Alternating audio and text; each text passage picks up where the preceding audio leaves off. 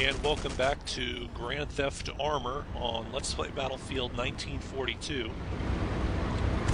The image of this stolen, obviously American tank with the red tag or my name is going to grate on the enemy's nerves, because they'll always know that it was a stolen tank that they should have kept.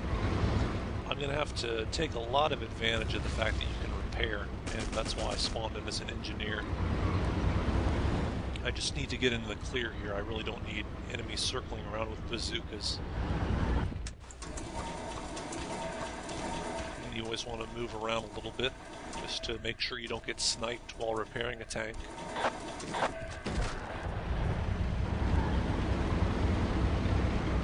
Now I have to say, regarding heavy tanks, I actually have always preferred the light tanks. And not just because the Tiger cannon bobs up and down after you fire, it's just I like the combination of speed, and I prefer using tanks as an anti-infantry weapon primarily. Although I have to say it's kind of nice to be able to take out an enemy tank like that. It's just my philosophy is that there are other ways of dealing with a tank.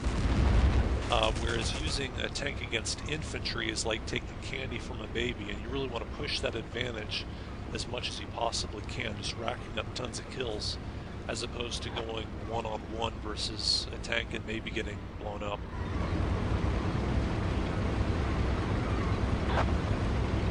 I'm just going to circle around the back of the enemy main base, which is capturable on Battle of the Bulge. Although I'm down to about half, and when you get down to about half armor, it's always worth it to get away and do a little repair job. I wanted to stop a little bit further away from the base. I'm not sure. When you get out of the tank, the one problem is that your empty vehicle icon will pop up, which will alert any keen-eyed infantry who are hanging around, and you can't surprise them. And I'm not sure exactly how far the distance goes with that, so I stopped a little bit outside of the base before I went in. I don't think I alerted anybody, though. Often you don't really notice it unless you're looking for it. Alright, this is excellent. The base appears to be, well, one infantry there, and surprise, surprise, he's an anti-tank. But I should be able to get this flag neutralized before he can respawn. Just to be safe, I'll knock out this tank, in case there's anybody hiding around.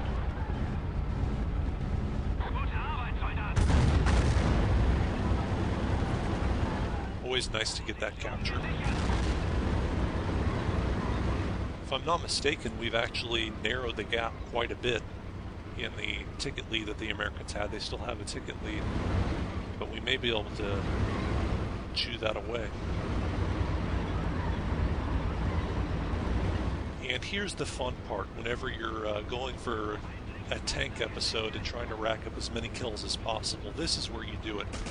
It's at the city flag right here. There's some cover they can kind of spawn around. They can spawn in a lot of different areas, but it's very easy for a tank to just circle around really fast and weave in and out. Since it's their last flag, if I get some support over here, I may actually be able to neutralize and cap it. Which would be the end of the Americans. If not, that's really no problem. I don't mind the Americans having this flag at all.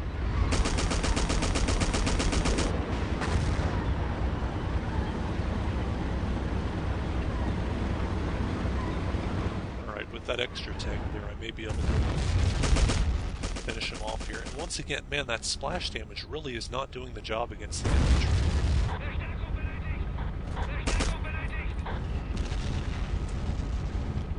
I mean, oftentimes infantry will survive if you don't get enough damage to them with the splash damage, but I'm pretty sure the M10 must have a more concentrated scope.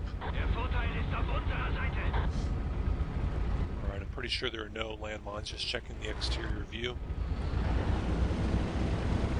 And we're good to go.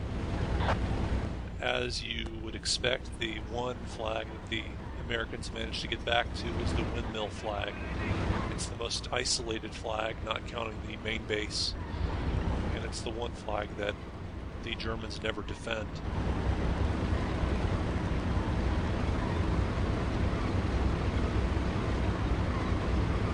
That is staying neutral for an inordinate amount of time. I guess maybe there's an American soldier up in the windmill holding it neutral, or possibly a German doing the same thing. Got someone around there just ambling around.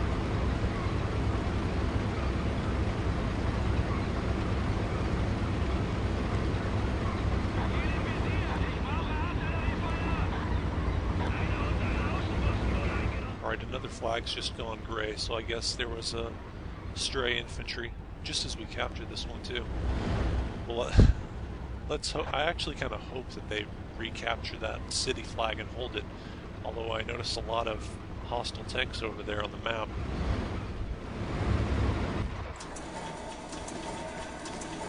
Just get one last good repair in before I go in.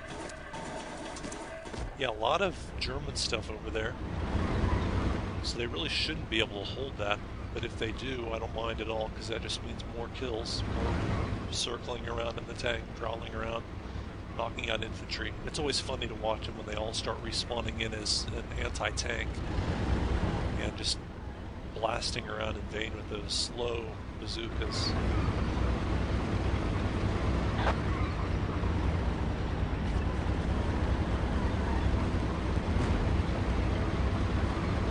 Yep, there we go. Bunch of people up in the steeple of the church. A lot of people, as you would expect. Man, that splash damage was really annoying. Oh well, I can knock him out with machine gun bullets anyway. It's still a good weapon.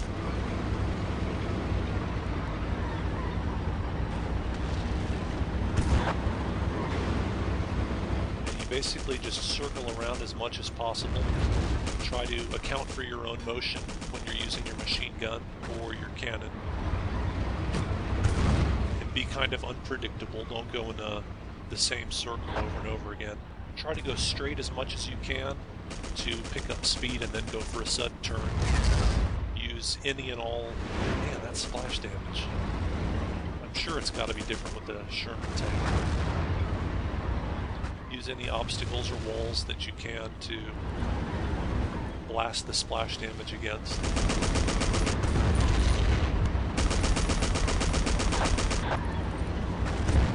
I'm actually getting really low on bullets now.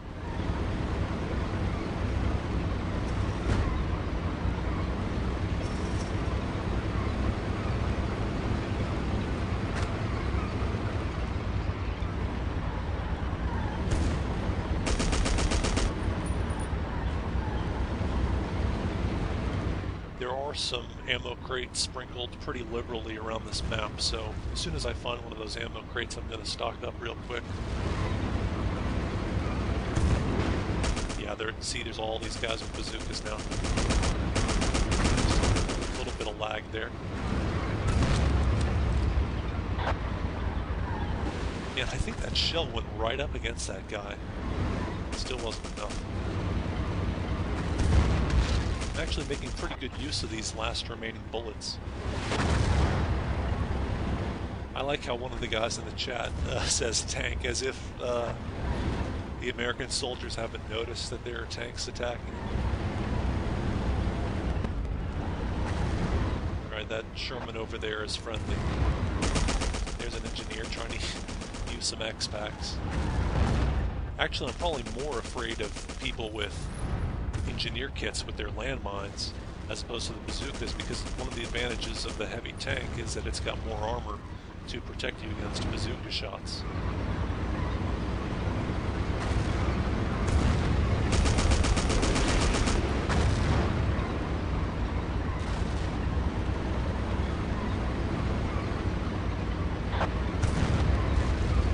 Yeah, somewhere along the way I must have driven right past a ammo crate, as I can see my bullets are filled up really quickly there.